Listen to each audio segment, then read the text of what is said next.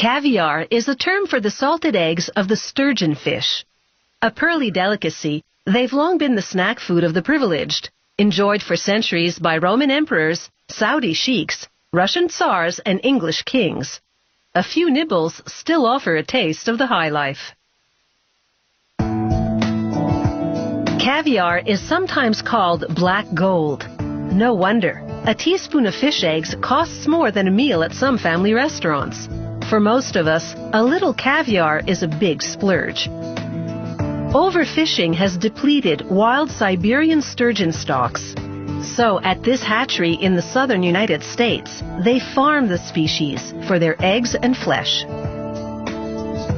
They feed the young fish high-protein pellets. The juvenile sturgeon fish need constant nourishment to develop. A computerized system dispenses feed every 4 minutes. As the fish grow larger, the feeding schedule ratchets down a bit. The fish produce tiny metabolites that are toxic to them. Those are filtered out by bacteria introduced for this purpose.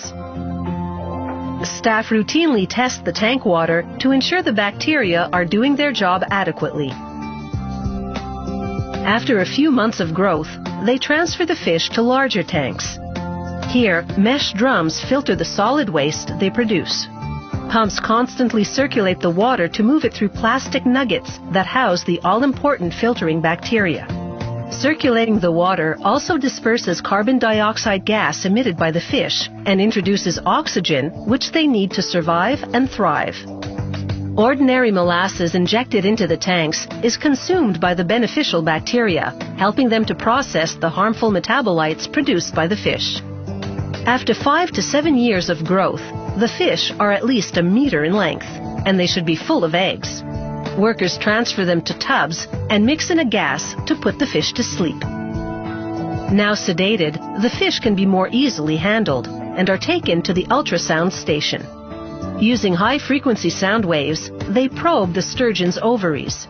This gives them a clear picture of her egg production. She should contain tens of thousands of eggs. If not, she'll go back into the tank to mature some more.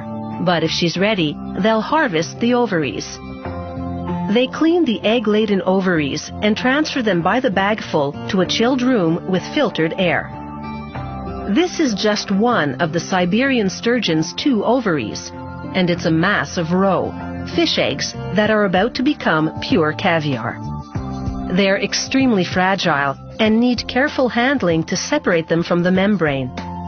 This worker gently rubs the eggs against a mesh screen.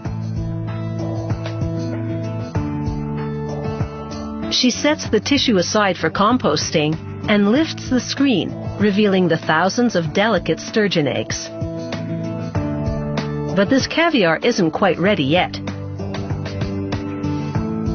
She now rinses the eggs repeatedly with cold water to wash away impurities like bits of broken eggs and tissue residue. Using tweezers, she picks out remaining specks of membrane and crushed egg remnants until what's left is pure and perfect. She pours the eggs into a fine mesh colander. The volume decreases as the water drains off. She weighs the drained caviar and seasons it with salt, measuring an amount that's about 3.5% of the caviar's weight. This precise salting maximizes the caviar's flavor and substantially improves shelf life. She puts the eggs on ice for about 6 minutes to absorb the salt.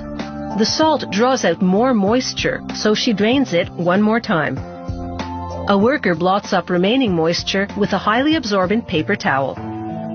Another worker pulls away the towel gently, leaving the pearls of caviar intact. She packs it into a lacquer-lined tin and presses down the clusters of eggs to eliminate any air pockets, which would cause oxidation and spoilage. She seals the tin with a thick band of rubber. This caviar has been many years in the making. Farm-produced, no wild fish were destroyed to get these eggs to market, and that means they should appeal to a growing appetite for something a little more sustainable.